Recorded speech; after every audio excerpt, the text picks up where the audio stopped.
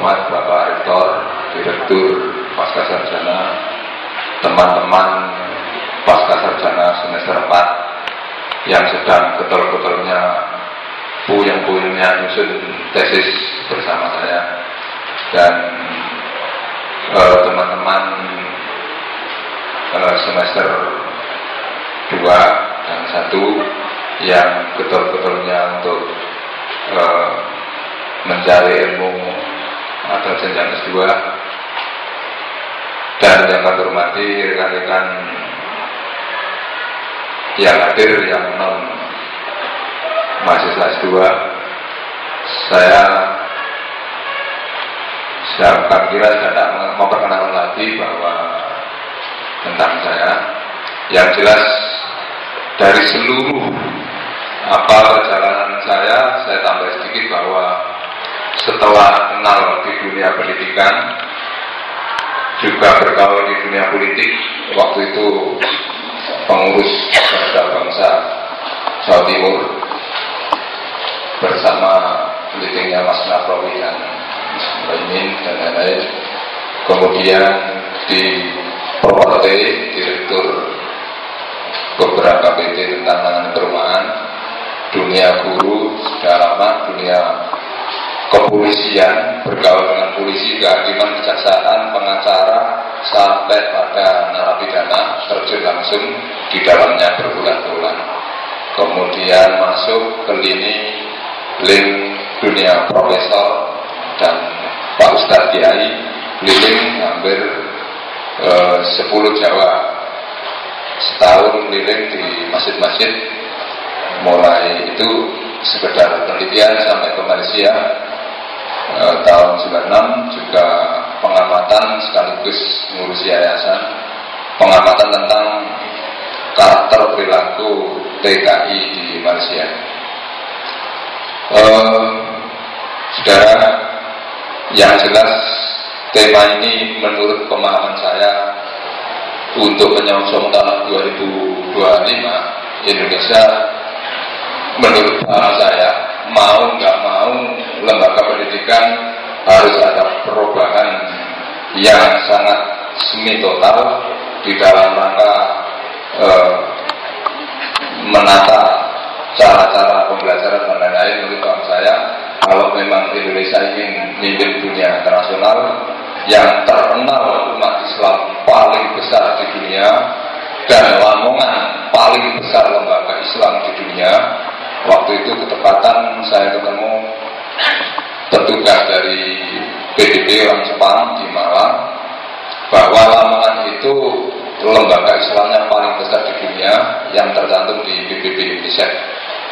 Nah, dengan demikian wajar kalau Lamongan ini muncul profesor doktor yang paham bahasa Indonesia, sastra, bahasa Inggris, sastra Arab, sastra Al-Quran, dan sastra-sastra gerak-gerik tubuh. Sebab kalau gerak-gerik tubuh ini yang 88% yang tiap hari kita lakukan, ternyata kita tidak memahami, maka jangan kaget kalau ada kawan-kawan kita yang alumni pendidikan Indonesia dalam 10-10 direwangi gurune melindungi nek ana pengawas tidak nang kantin supaya murid bisa ngerepek izin gede, tapi dong-dong begitu terjun di dunia lapangan itu geliang-geliang. Ini banyak sekali. Dalamnya 10. Tapi begitu rumah tangga tukaran terus panjang. Ini saya ngomong ini mengamati dan merasakan dan mendengar dari teman-teman yang alumni.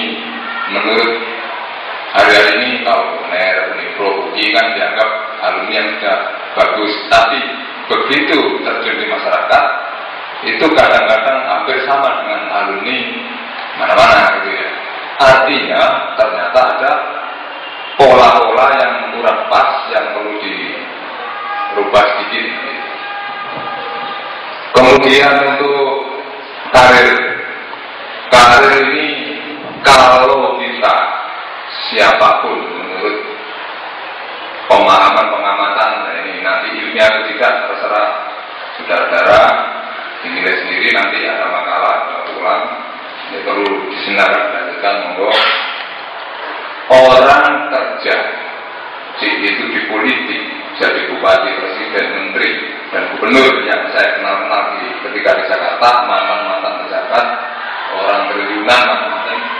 Itu kenapa ketika kita dialog panjang lebar, ya itu kenapa ternyata ujungnya juga banyak bisa.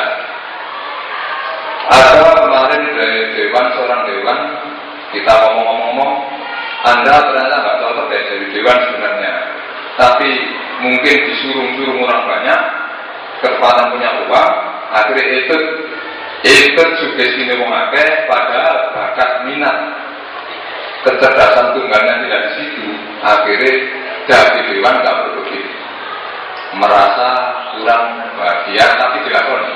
Nah itu contoh. Pengusaha juga banyak, direktur di perumahan, direktur macam-macam, sebenarnya karena marisi wong tuane, dia tidak punya kecerdasan di bidangnya, itu ngelakoni. Sehingga sampai kebahagiaan itu sulit untuk ketemu.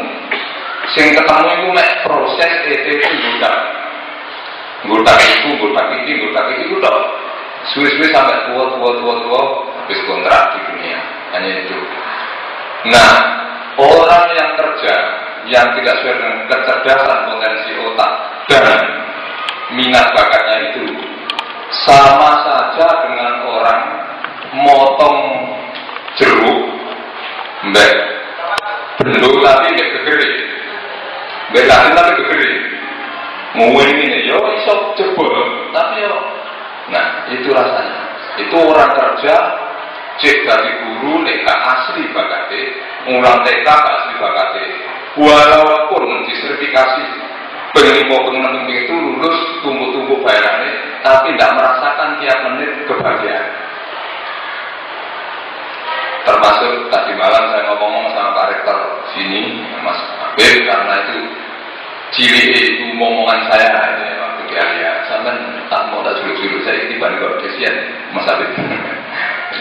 Nah itu saya juga merasakan sendiri ketika megang direktur perumahan, direktur KSMNU, direktur ini jadi guru MI, Sanawiyah Alia, macam-macam itu tahu sebenarnya, nurani tahu saya ini di sini yang pas, enak. Cirinya yang kita amati ya. Nek jenengan itu kerja, kok menikmati dan senang, seolah-olah uang itu nemburi. Mindset kita itu tidak uang di depan, tapi kebahagiaan terlaksana itu. Nek itu ditutno titipan Allah, itu ditutno, itu kebahagiaan. Setelah disugesti kita masuk biasa ya. Saya ini ratusan kali namanya training juga trainer di bidang multi level. Jenis multi level apa asuransi ya? Asuransi kepala itu mbak misal. Kalau orang pinternya seluruh dunia mereka wis gelut dunia asuransi. Kenapa? Mergo ngerobal tae wong itu dijak ngomong-ngomong itu piye. Nah ini atur bodoh, atur udah kok ngene kae iki udah buku rumah properti asuransi orang dirubah, tidak minat jadi minat. Program 25 tahun ke depan diomongkan sehingga masuk bayar kontrak. Nah ternyata hampir seluruhnya sugesti yang masuk bahasa motivasi itu selalu uang di depan. Sehingga jangan kaget kalau ada orang nyales sampai perinologi, gotak penira petiti buanter itu karena nongar ketok mobil atau bonus-bonus yang tinggi. Sehingga setiap hari hidupnya disetir gitu. Nah, apakah tidak boleh? Boleh. Cuma nanti itu porsi peletakannya yang berbeda. Saya bergaul di S2, ngamati gerak-gerik diri saya, gerak-gerik teman-teman ya dosen, wajar kan gerak-gerik.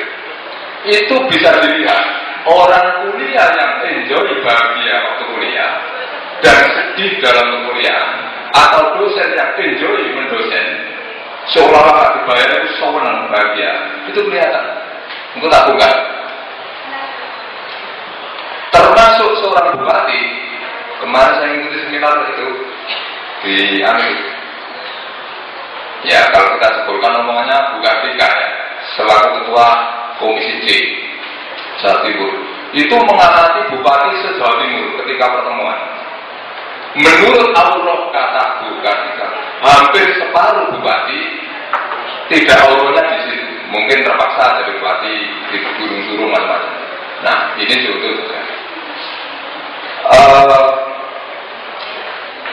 Kalau bapak-bapak, saudara-saudara ini nanti bisa mengalami sendiri, saya ternyata menikmati sekali nih ngerampung sapi, nyawang sapi bahagia, ngerampung sapi ibadah bahagia. Ya itu berarti dunia peternakan. Lanjut, itu karir ya. Jadi kalau benduk, uang ini sopo-sopo nggak gegeri benduk. Iso tapi loro, iso tapi rekoso. Bisa jadi bupati, tapi ngoyo, bukan jadinya ngoyo. Sehari-hari ngoyo. Bisa jadi mahasiswa S2 tapi ngoyo, bisa jadi dosen tapi ngoyo ketika tidak bakat dan minatnya atau kecerdasannya yang diikuti. Nah, kemudian karena ketepatan sok konsultan sejak tahun 1992, di sampingnya di kepala asuransi saya buka konsultan remaja-remaji, sehingga sering ketemu aku ya tahu dari remaja, tahu dari gulung bumi ini wong sing diseneng wujud ya. Terus rapi sing tak kenal belas ya. Macam-macam itu. Ternyata waktu pacaran kesimpulannya itu banyak penipuan-penipuan yang diomongkan secara verbal oleh masing-masing, tetapi geraknya itu tidak bisa ditipu. Cuma masing-masing tidak tahu bahwa itu nipu. Masing-masing nggak ngerti nek iku mau goro gitu. Nah ini nanti dibuka. Oh, nek ngomong ini gerak ini, nek ngomong iya tapi kok tangan ini itu nanti.